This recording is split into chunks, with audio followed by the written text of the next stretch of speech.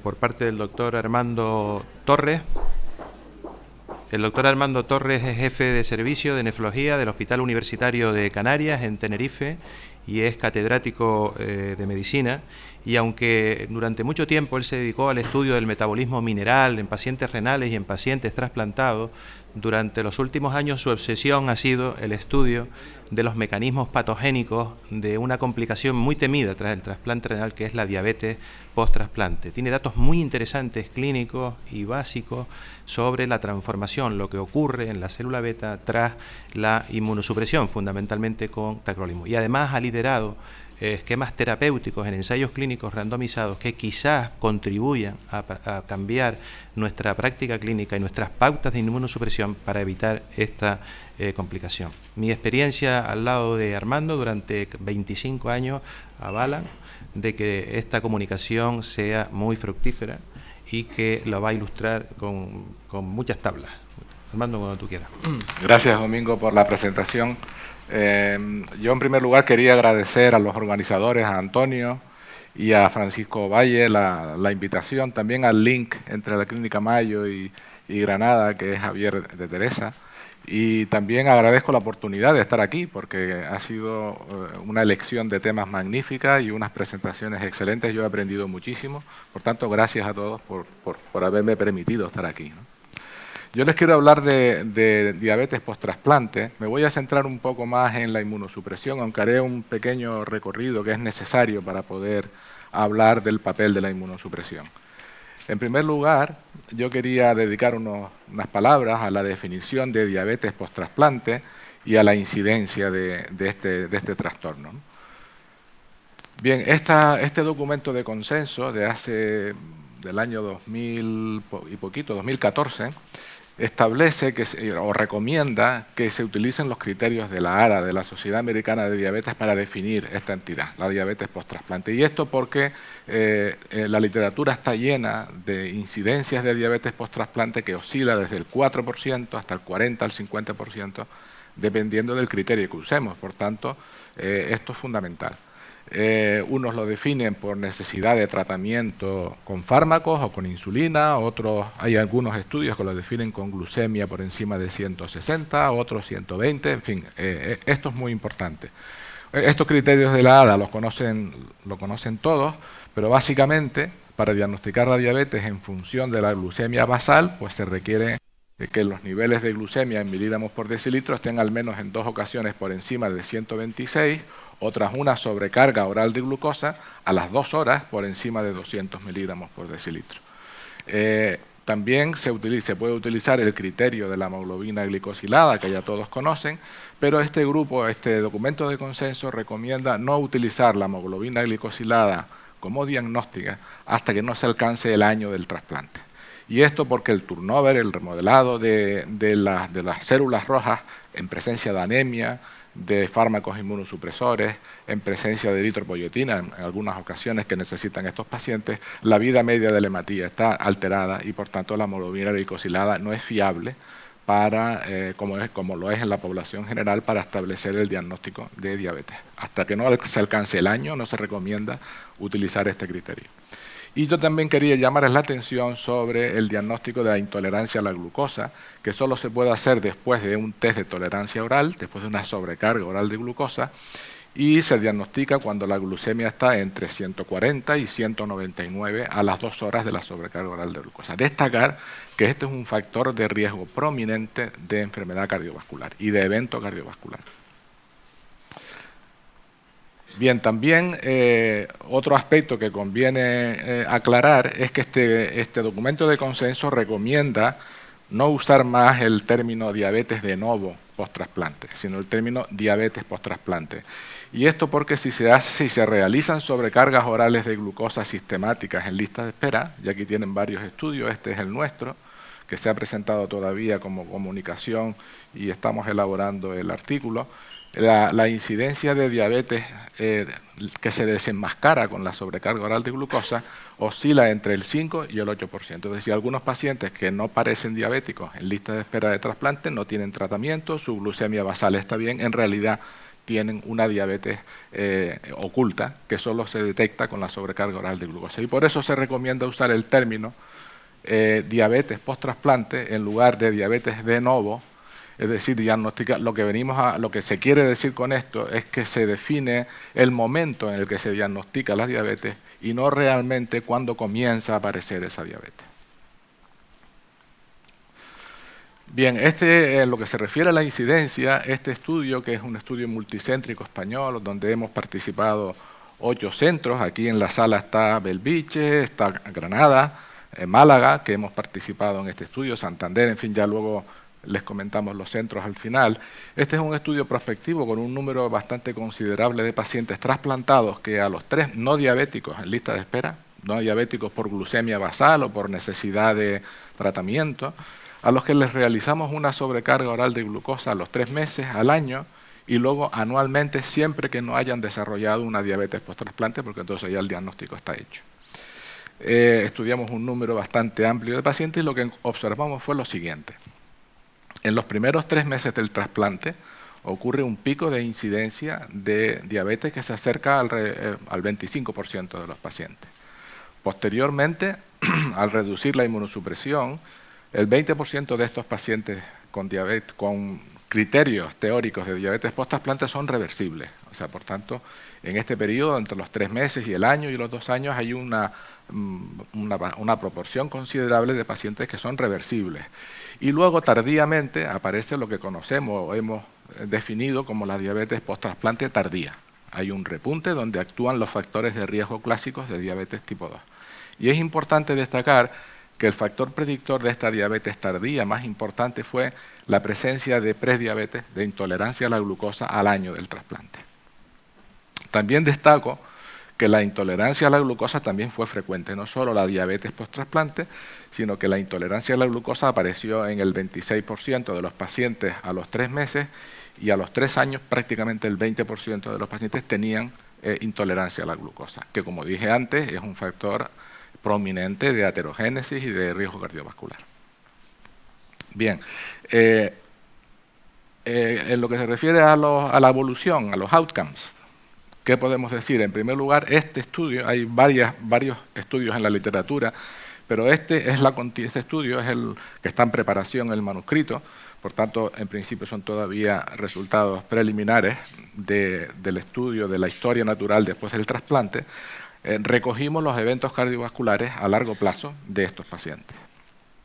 Y en el momento del año post-trasplante, todos tenían, los que no habían desarrollado diabetes, tenían una sobrecarga oral de glucosa. Los pacientes los separamos en normales, en pacientes con diabetes, prediabetes, está cortado aquí, prediabetes, principalmente intolerancia a la glucosa, y diabetes post-trasplante. Y analizamos la incidencia de eventos cardiovasculares en el tiempo. Hay 2 cosas que son importantes, la primera, o 3. La primera es que el 60% de los pacientes con prediabetes tenían glucemia basal normal y lo que tenían alterada era la sobrecarga de glucosa con intolerancia. ¿Vale? Es decir, que si no hubiéramos hecho la sobrecarga de glucosa, no habríamos detectado al 60% de esos pacientes.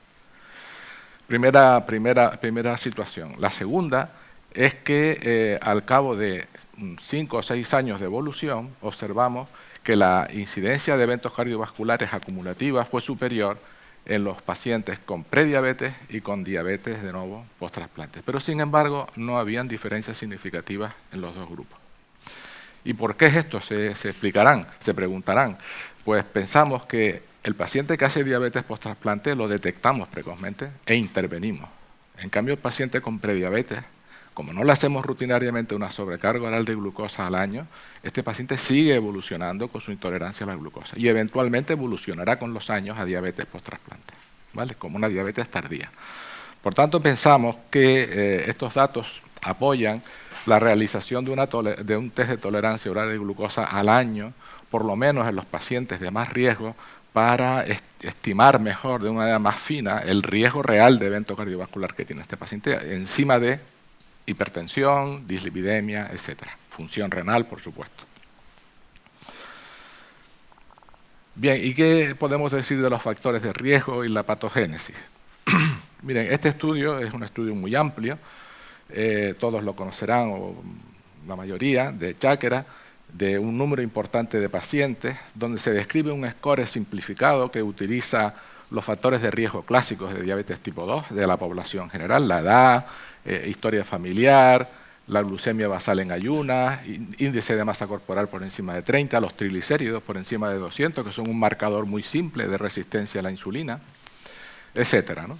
Y a medida que se acumula el número de riesgos, factores de riesgos comunes de diabetes tipo 2 de la población general antes del trasplante, aumenta la tasa o la incidencia de diabetes de novo al año del trasplante. Pero fíjense que los pacientes con alto riesgo, 1 de cada 2 hace diabetes de novo post-trasplante, ¿vale? Y los pacientes que no tienen factores de riesgo, pues alrededor del 10%, 10-11% hacen diabetes. Las columnas negras son las de un centro y esto se corroboró con resultados muy similares en otros centros de trasplante. Todos los pacientes de este estudio recibieron casi todos tacrolimus, pero había muchos pacientes con ciclosporina. Y este es un estudio retrospectivo de los trasplantes, renales saltaron 2 de golpe. De los trasplantes renales de Canarias, de todos los hospitales de Canarias, es un estudio retrospectivo y nosotros hicimos este análisis pero separando los pacientes con ciclosporina de los pacientes con tacrolimus. Y a su vez separamos a los pacientes con fenotipo de insulinoresistencia, con triglicéridos por encima de 200, o sin fenotipo de insulinoresistencia, con triglicéridos por debajo de 200 y otros factores más. Y vean lo interesante, los pacientes, esto fue una idea de Esteban Porrini, en este momento vino de Argentina y estuvo trabajando con nosotros en investigación. Hoy es un investigador, Ramón y Cajal, que lleva su camino y una producción científica extraordinaria. Y vean cómo los pacientes con tacrolimus tienen una tasa una incidencia de diabetes post-trasplante muy diferente si el fenotipo del paciente es insulinoresistente, 1 de cada 2 pacientes hizo diabetes post-trasplante, mientras que los pacientes con tacrolimus sin fenotipo de insulinoresistencia tenían la misma incidencia de diabetes post-trasplante que sus pares inmunosuprimidos con ciclosporina. Es decir, en otras palabras, algo ocurre con el tacrolimus con un background, con un sustrato de insulinoresistencia que es mucho más diabetógeno. Y esto nos interesó desde este momento. Esto lo quisimos demostrar de manera prospectiva, en un estudio de nuestro centro, donde a todos los pacientes que se han incluido en lista de espera de trasplante, le hemos hecho una sobrecarga oral de glucosa cada año hasta que se trasplanten. Y posteriormente, cuando todos son inmunosuprimidos con tacrolimus, a base de tacrolimus, y después del trasplante le hacemos una sobrecarga de glucosa, o les hemos hecho una sobrecarga de glucosa a los 3 meses y otra al año. Ahora mismo hemos incluido 181 pacientes en el estudio. Estos son datos preliminares, los que les voy a comentar también, de este proyecto FIS. Y ahora mismo tenemos 99 pacientes que han alcanzado el año de trasplante y hay un 28% que ha desarrollado diabetes post-trasplante, no hace falta hacer sobrecarga de glucosa, y los que no la han hecho les hemos hecho la sobrecarga de glucosa, con lo cual los tenemos bien identificados a todos. ¿Qué hemos observado? Hemos observado que aquí les muestro el índice de sensibilidad de insulina derivado de la sobrecarga oral de glucosa, que aquí tienen la fórmula. Este índice se ha, comprobado que da los mismos resultados que el clamp hiperinsulinémico de glucosa, donde se utiliza el índice de masa corporal, los niveles de insulina a los 120 minutos y los niveles de glucosa también a los 120 minutos. Y vean que los pacientes destinados a hacer diabetes post-trasplante, que son los de la columna de la derecha, tenían antes del trasplante, en la última sobrecarga oral de glucosa, una sensibilidad a la insulina inferior, o si ustedes quieren, una resistencia a la insulina mayor. Y aquí les muestro el índice de disposición de insulina, que no es más que la relación entre la secreción de insulina a los 30 minutos de la sobrecarga en función de la resistencia a la insulina. Un índice de disposición bajo significa que la secreción de insulina no es capaz de machearse, de sobreponerse a la resistencia periférica a la insulina de ese paciente. ¿De acuerdo? Es decir, una disfunción de la célula beta para su nivel de resistencia a la insulina. Y vean que los pacientes que hicieron diabetes post-trasplante al año tenían un índice de disposición de insulina inferior. Es decir, que el paciente que es destinado a hacer diabetes post-trasplante tiene una disfunción de la célula beta que no es capaz de adecuarse al nivel de resistencia a la insulina de ese paciente antes del trasplante. Lo exponemos a tacrolimus y rápidamente aparece la diabetes post-trasplante. Bueno, pues nos llamó la atención esto que ven aquí, que es una relación inversa entre el índice de masa corporal y el índice de sensibilidad a la insulina. Lo traigo porque es el parámetro que más predice la aparición de diabetes post-trasplante inevitablemente en todos los artículos, y es porque tiene una relación de un coeficiente, una R cuadrado, que es un coeficiente de determinación de, bueno, no lo veo bien desde aquí, pero de 0,5 o 0,6, o sea, la R cuadrado muy alta, o sea que se correlacionan bastante, ¿no? Y también estamos en el proceso de hacer un análisis con curvas ROC para ser capaces de definir qué punto de corte de cada uno de los parámetros que influyen en que aparezca diabetes post-trasplante, como es la DA, el índice de masa corporal, la glucosa a los 120 minutos de la última sobrecarga y los niveles de hemoglobina glicosilada. Aquí tienen el área debajo de la curva y no voy a tener tiempo de ponerles qué puntos de corte son para cada uno de ellos, pero hemos definido unos puntos de corte óptimos con un índice de Youden el más alto posible para predecir en el momento del trasplante la aparición de diabetes al año. Tenemos que hacerlo también conjuntamente para intolerancia y diabetes post-trasplante. Bien, con estos datos pues tenemos claro que el tacrolimus hace su efecto diabetógeno, sobre todo en un background de insulinoresistencia, y quisimos estudiar mejor en un modelo experimental y en un modelo celular por qué mecanismos ocurre esto, ¿no? ¿Cómo es posible que ciclosporina, que es un inhibidor de la calcineurina como es el tacrolimus, tiene un efecto tan distinto en presencia de resistencia a la insulina como tiene el tacrolimus? Y aquí este es un modelo experimental en animales insulinoresistentes, en ratas obesas Zucker, que las tienen aquí a la derecha, y como control usamos ratas no obesas Zucker, ¿vale?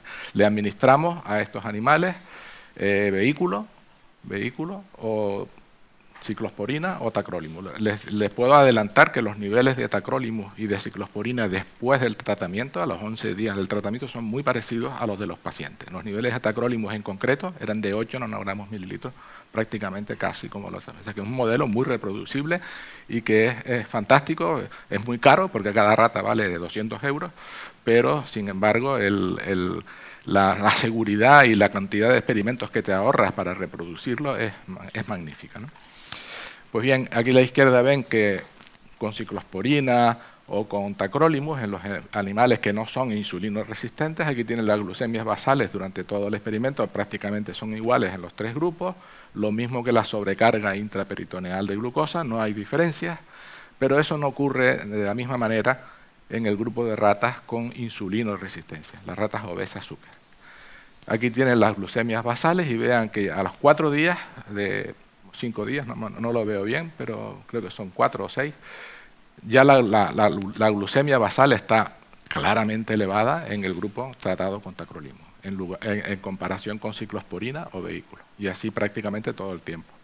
Y en la sobrecarga intraperitoneal de glucosa, todos los animales, el 100% de los animales tratados con tacrolimus, en un background de insulinoresistencia, de síndrome metabólico, hicieron diabetes. En cambio, solo el 40% de los tratados con ciclosporina, que tienen la curva de sobrecarga intraperitoneal de glucosa, desarrollaron diabetes. ¿Vale? Por tanto, queda claro en este modelo, o nos vale este modelo para seguir profundizando en los mecanismos por los cuales existe esta interacción, este tropismo del tacrolimus sobre un background de insulinoresistencia. Bueno, esto ya es lo que comenté. Bueno, pues cuando extrajimos los páncreas de estos animales, observamos en el lado de la izquierda que la proliferación de la célula beta cae algo con la ciclosporina, pero cae dramáticamente en el grupo de animales tratados con tacrolimus. Es decir, cómo se defiende una rata obesa Zucker contra la resistencia a la insulina es a base de proliferar la célula beta y producir y secretar muchísima insulina. Desde que le bloqueamos este mecanismo, a través de disminuir la proliferación, el paciente rápidamente hace diabetes.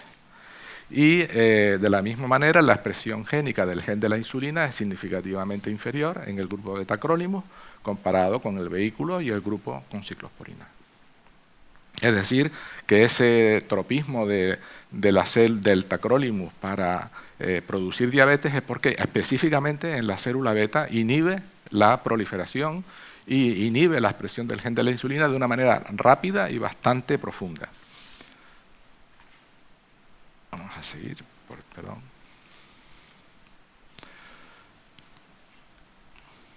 Bien, en in vitro, con células INS1, que son células de insulinoma, equivalentes a célula beta pancreática, quisimos profundizar todavía un poco más y ver por qué mecanismos ocurre este efecto en la célula beta, qué mecanismos moleculares están detrás de este efecto de tacrolimus en la célula beta. In vitro, cuando la célula beta la exponemos a un estrés de glucolipotoxicidad, es decir, a resistencia a la insulina, que es glucosa más elevada, y ácido palmítico in vitro, en el medio de cultivo, observamos que la célula beta aumenta la expresión nuclear de FOXO, que es quien mueve una serie de factores de transcripción posteriormente, e inhibe PDX y MAFA. Son dos factores de transcripción muy importantes para que la célula beta pueda producir, sintetizar insulina y dividirse la célula beta. Este fenómeno, producido por la glucolipotoxicidad, es como reproducir in vitro el fenómeno de la resistencia a la insulina y ha sido descrito en la literatura. Cuando nosotros en este modelo hemos añadido tacrolimus, hemos observado cambios importantes. El primero de todos es que FOXO, encima de este efecto de aumento de la expresión por parte de la resistencia a la insulina, cuando añadimos tacrolimus todavía aumenta más la concentración nuclear de FOXO. Y se inhibe mucho más todavía la de MAFA, la de PDX, y se inhibe todavía más la secreción de insulina, ¿vale? Demostrando la sinergia entre ambos mecanismos. Esto lo hemos publicado en un par de artículos que tienen abajo a la izquierda en AJT. Y es curioso porque este patrón ha sido descrito como una forma para defenderse la célula beta a la apoptosis.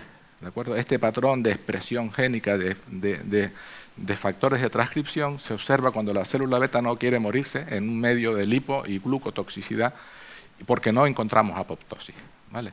Es decir, que la célula beta se desdiferencia a, probablemente, esto no lo hemos demostrado nosotros en nuestros estudios, lo han demostrado otros autores, que en estas condiciones, con este perfil de expresión, la célula beta se reprograma, se defiende, reprogramándose hacia célula alfa que produce glucagón, que es la disminución de la secreción de insulina y la elevación del glucagón es la teoría de la biohormonal de la diabetes tipo 2. Este fenómeno, de manera, es importante destacar que es reversible. Es reversible tanto, cuando uno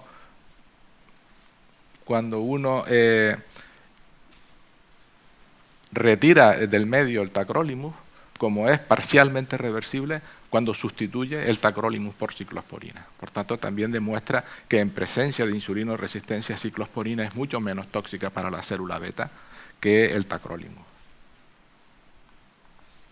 Bien, esto también lo vimos en los animales de experimentación, en ratas obesas Zucker, y vean en este gráfico, en estas fotos, en esta inmunistoquimia, vean ratas Zucker tratadas con vehículos, esto es FOXO1 en el núcleo, que es quien promueve todo este mecanismo de reprogramación de la célula beta. En las ratas Zucker tratadas con ciclosporina no hay diferencias importantes en inmunistoquimia, en cambio, vean la concentración de FOXO tan importante que existe en las ratas Zucker, insulinoresistentes, cuando les damos tacrolimus. Y esto lo tienen representado aquí abajo.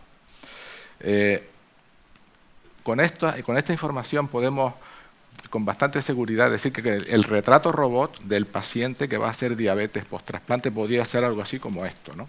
Es decir, se trata de un paciente con insulinoresistencia, con un fenotipo de insulinoresistencia, cuya la secreción de insulina no llega a vencer, no llega a ser suficiente como para vencer al grado de resistencia a la insulina cuando el paciente está en lista de espera, es decir, pacientes de más edad, con obesidad, con hipertrigliceridemia o con síndrome metabólico, que cuando los añadimos esteroides en el postrasplante inmediato, empeoramos la resistencia a la insulina, aumentamos la demanda de insulina, y en este contexto los exponemos a un fármaco, en este caso tacrolimus, que es más diabetógeno en este contexto que ciclosporina, que disminuye de manera importante la secreción de insulina.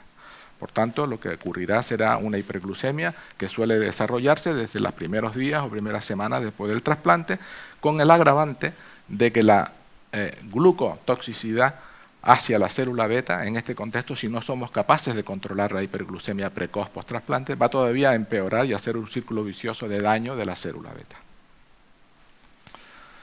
Bien, vamos a pasar a hablar de intervenciones para prevenir este trastorno. Y la primera es este estudio que les muestro aquí. Este estudio de Hecking demuestra, para destacar la importancia de controlar la glucotoxicidad precoz en la primera semana, la segunda semana del trasplante, mientras el paciente está hospitalizado. Este grupo, este es un ensayo clínico piloto de 25 pacientes, de dos grupos de 25 pacientes, un grupo de estándar de práctica clínica, que es este que les muestro aquí arriba, y un grupo de insulinización precoz del paciente, siempre que la glucemia vespertina estuviera desde el primer día del trasplante por encima de 140.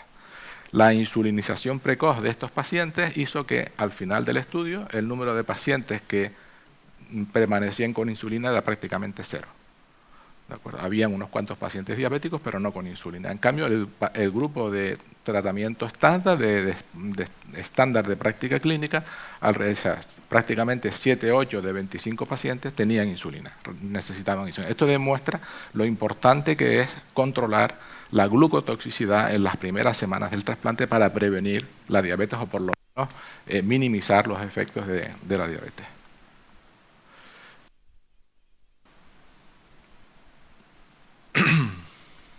Otro estudio de intervención es este que les muestro en el gráfico.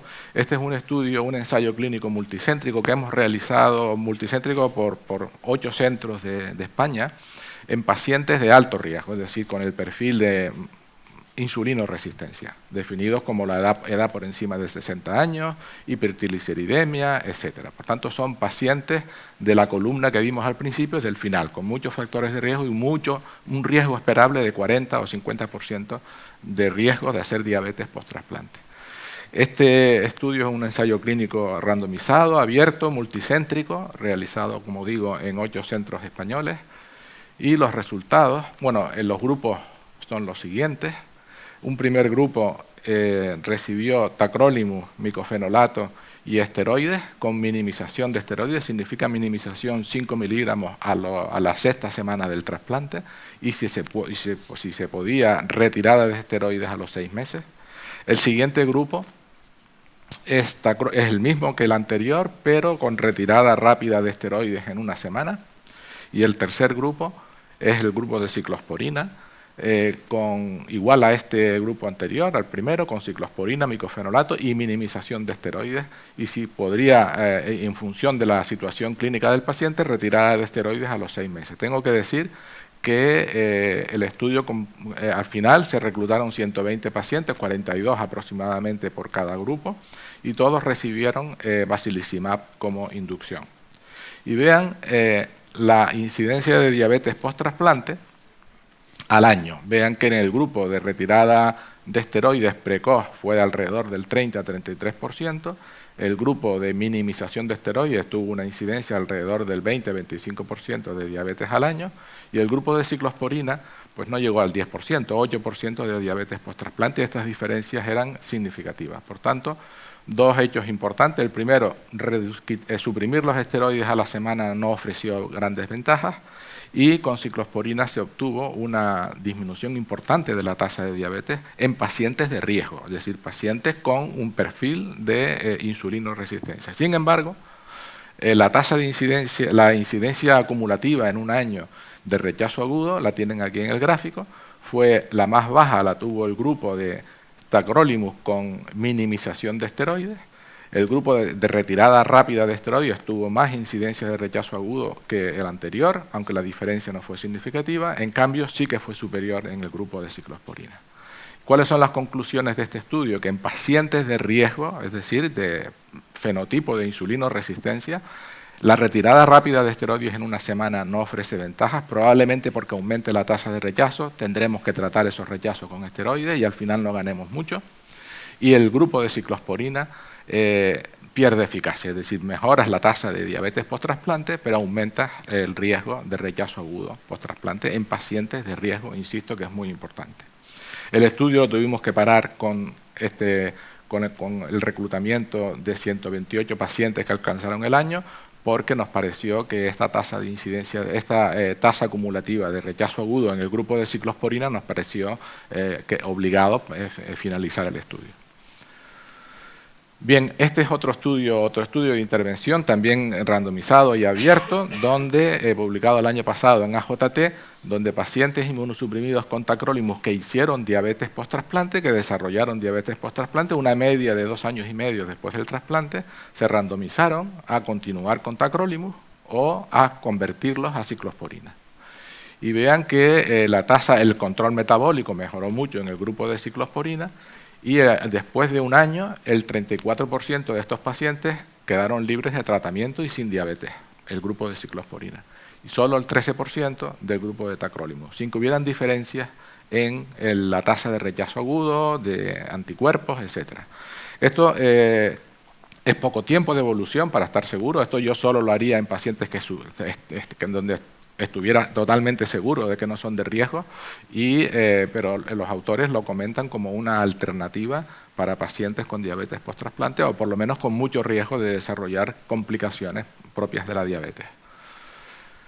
Y este es el ensayo Transform, que conocen todos, donde se compara la inmunosupresión estándar de tacrolimus con ácido micofenólico con exposición reducida a tacrolimus y everolimus. ¿De acuerdo? Lo que se ha comunicado en este estudio es que la tasa de diabetes post-trasplante es similar en los dos grupos, 13% y 12%, pero hay que aclarar que esta es una tasa de diabetes por necesidad de tratamiento, de insulina o antidiabéticos orales. Por tanto, no tenemos información.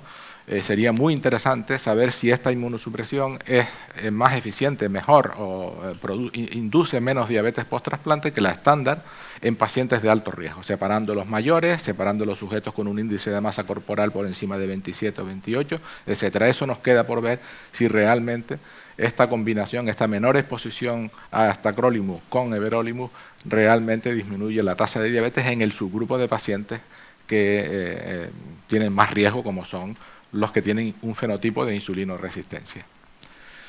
Bien, para ir terminando, el diagnóstico de diabetes, y para resumir, el diagnóstico de diabetes post-trasplante, en primer lugar, lo que recomienda este documento de consenso es no establecerlo en las primeras semanas del trasplante, porque muchos pacientes son reversibles, simplemente reducirles la inmunosupresión.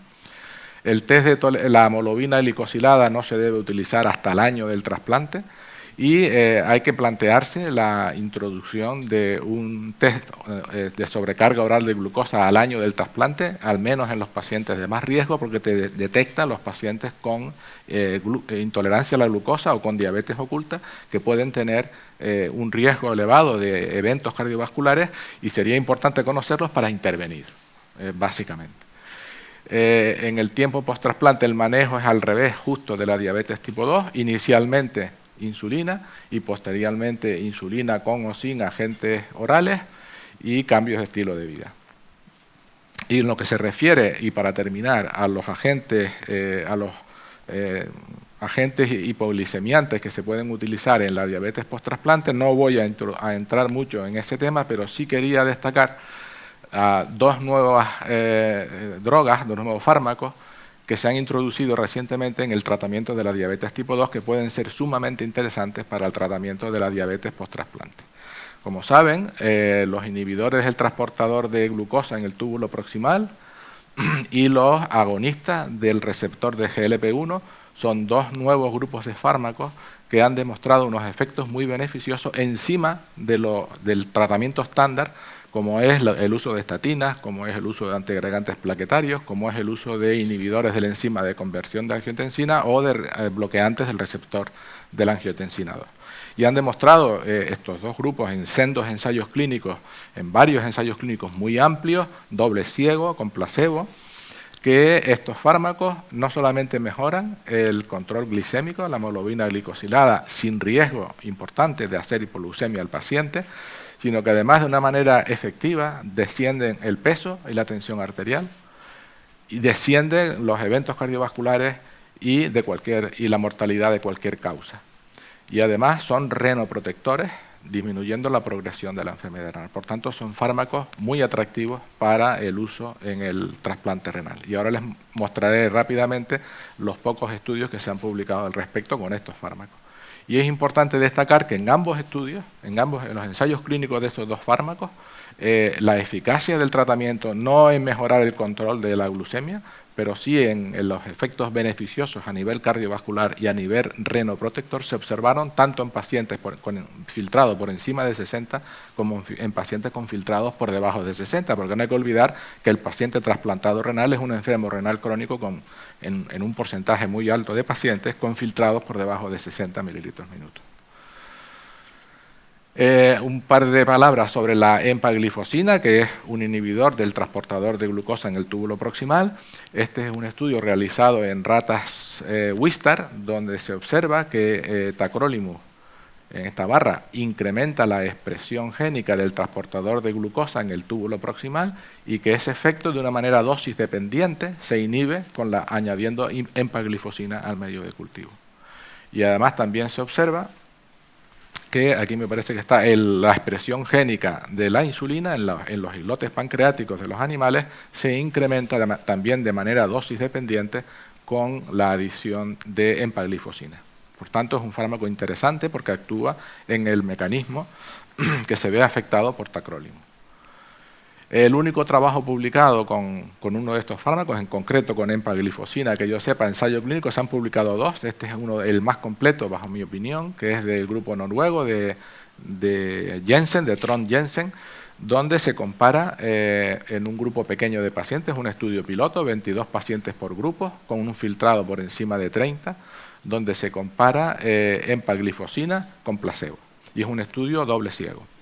El estudio duró 6 meses y se observó un mejor control glicémico basándose en hemoglobina glicosilada, como en glucemia basal, como en glucosa a los 120 minutos de la sobrecarga de glucosa cuando se añadió empaglifosina a los pacientes, al tratamiento.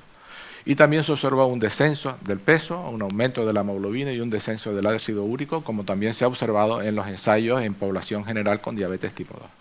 Y el único problema, en este caso hubo solo un caso de infección urinaria, pero el punto débil de este fármaco son las infecciones, las infecciones por hongos, tanto en hombres como en mujeres, y las infecciones urinarias, que son un problema en el paciente trasplantado renal. Pero que en este estudio solo encontraron un paciente con esta complicación en 6 meses. Pero vamos, en cualquier caso hay que tener mucha prudencia y tener las precauciones adecuadas en el uso de este fármaco en el paciente trasplantado.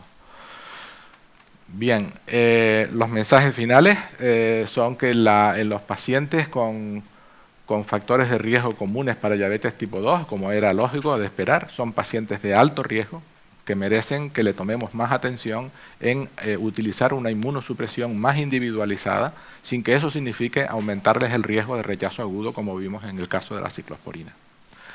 En segundo lugar, la prediabetes, sobre todo la intolerancia a la glucosa, que no somos capaces de detectarla si no hacemos una sobrecarga oral de glucosa. Al año del trasplante se relaciona con los eventos cardiovasculares posteriores. Estos son, insisto, datos preliminares en nuestro estudio.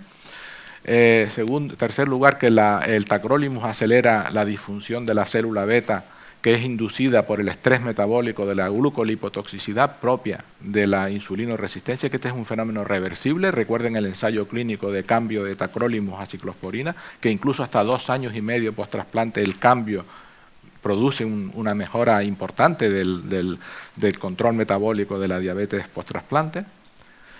que en pacientes de alto riesgo para diabetes post-trasplante, el tacrolimus con la minimización de esteroides, es decir, descenso muy rápido en el primer mes y estar a 5 miligramos a la quinta semana, fue el que mejor mostró el mejor balance, el que ofreció el mejor balance entre rechazo agudo y diabetes post-trasplante. Y que los inhibidores del transportador de glucosa y los agonistas de GLP-1 son fármacos muy atractivos para el tratamiento de la diabetes post-trasplante y que pueden, esperamos que puedan aportar una reducción significativa de las complicaciones cardiovasculares derivadas de las alteraciones del metabolismo de la glucosa en el post-trasplante.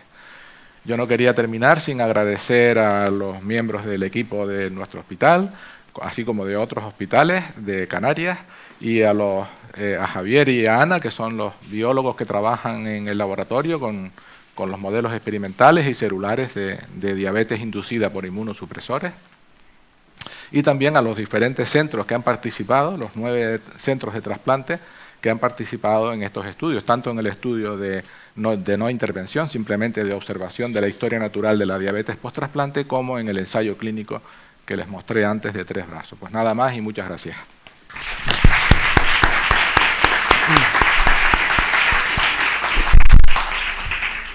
Muchas gracias, Armando, brillante como siempre y una claridad meridiana.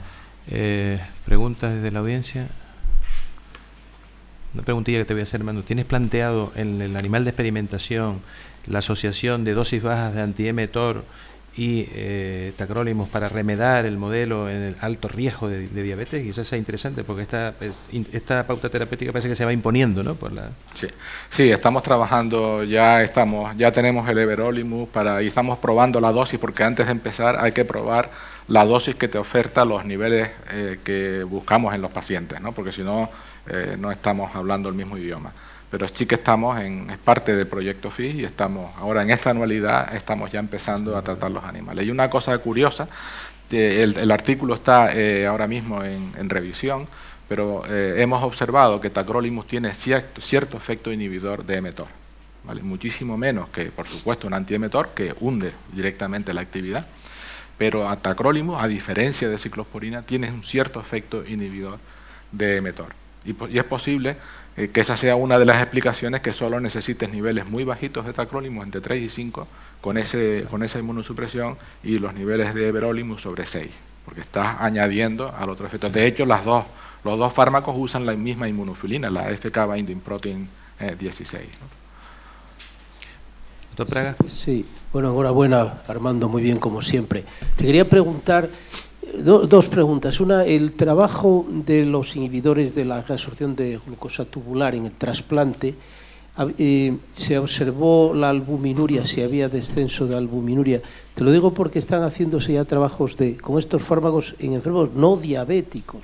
Entonces, sí, no se podría usar en trasplantados no diabéticos con proteinuria, ¿no? Sí, no hay cambios porque son pacientes muy seleccionados, mayores de 30, con un filtrado por encima de 30, y creo que no tenían microalbuminuria ni proteinuria las pacientes. Por tanto, no hay diferencia y solo son 6 meses de tratamiento.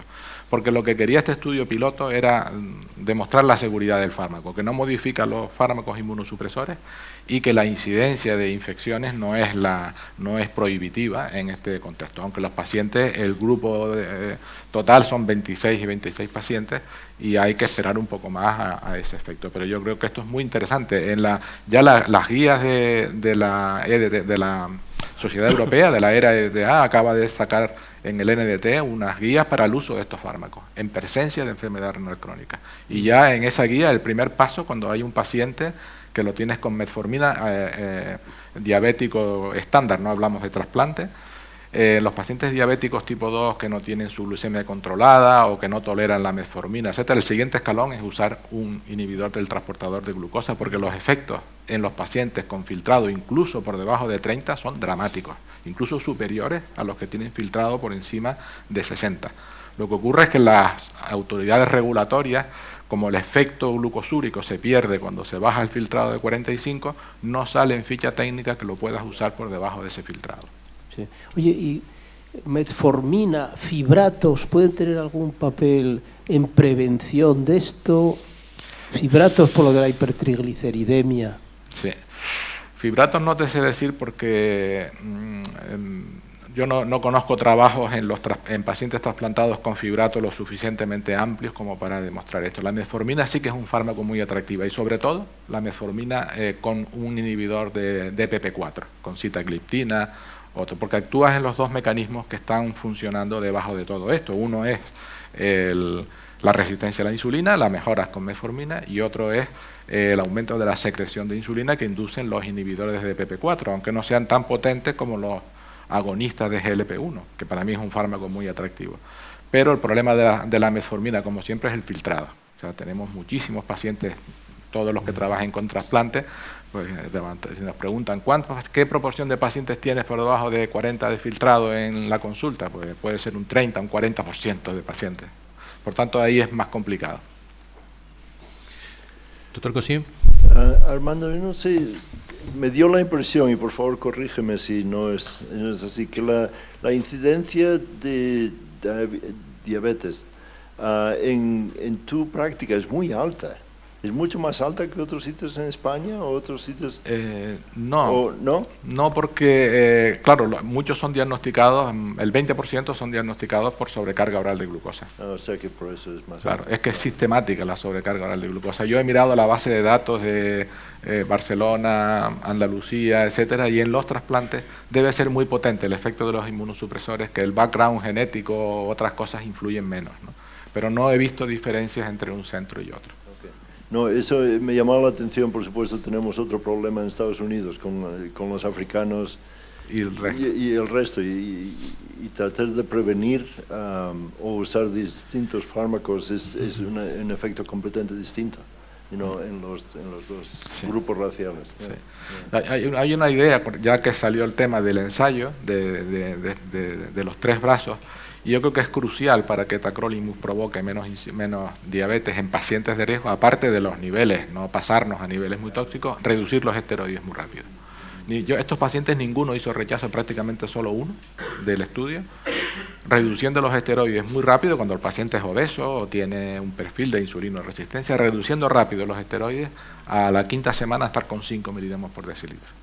En cambio, si los suspendemos del todo, hay más riesgo de hacer rechazo, porque son donantes con riñones expandidos, donantes en asistolia, que ya tienen un daño establecido, los riñones, y expresan más probablemente los antígenos de histocompatibilidad de ese tipo de riñones y tengan más riesgo de hacer rechazo. Por tanto, en mi opinión, no se debe suspender los esteroides rápido. Ya hay algún ensayo que demuestra lo mismo, ¿no? Que la supresión rápida de esteroides al final se paga con una tasa mayor de rechazo agudo. No, 10%, sí, estoy completamente de acuerdo. Me sorprende que tengas, no me sorprende en absoluto, pero no, me aterroriza usar la combinación de mTOR inhibitors y tacrolimus, que es una forma perfecta de producir diabetes. Sí, no sé. Bueno, es una cosa que me gustaría saber del ensayo Transform. Se puede hacer muy fácil, simplemente estratificar a los pacientes. ¿no? Deben tener los datos de glucemia, ¿no? Sí, Pero no sí, ya se lo he comentado a Julio Pascual, sí, para intentar sacar información, pero simplemente estratificando los pacientes como mayores o menores de 60 años, los triglicéridos no sé si los tendrán pretrasplante, pero o índice de masa corporal, el punto de corte de índice de masa corporal que provoca más diabetes en diálisis en los pacientes en lista de espera es 28, o sea, eso sí lo tenemos bastante claro y se repite. O por ejemplo separar los pacientes por el índice de masa corporal pretrasplante, mayores o menores de eso, y ver la tasa de incidencia de insulina, de diabetes, aunque sea solo con el uso de medicación, pero ya eso puede dar información. Yo creo que es muy interesante. Yo tengo la impresión de que niveles de tacrolimus de 3, 4 y de verolimus en 6 no va a cambiar mucho las cosas, que será una tasa muy parecida de diabetes, porque también los anti-mTOR tienen su efecto diabetógeno, que también y hay estudios experimentales en Barcelona, en el Clínico de Barcelona. Jordi Rovira ha demostrado que también los anti-mTOR son más diabetógenos en presencia de un perfil de insulinoresistencia pretrasplante. Por lo tanto, yo creo que ahí probablemente corramos, por un lado mejoramos, por otro no tanto, ¿no?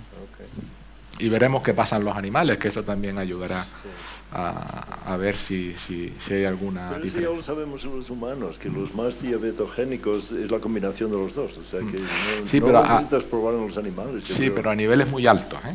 El Sí, estudio No, eso es del verdad. registro americano es bastante antiguo, de pacientes con niveles muy altos de no hay tacrónimo duda. y niveles muy altos de rapamicina. Sí. Y esto estamos hablando de niveles de tacrólimos de 3 a 4 y niveles de verolimos en 6 o 5, ¿no? O sea Ok, que, ya me dirás. who knows. Muy bien, hemos llegado al final. Yo creo que hemos cumplido los objetivos. Un aplauso a Armando, que ha hecho una exposición muy buena.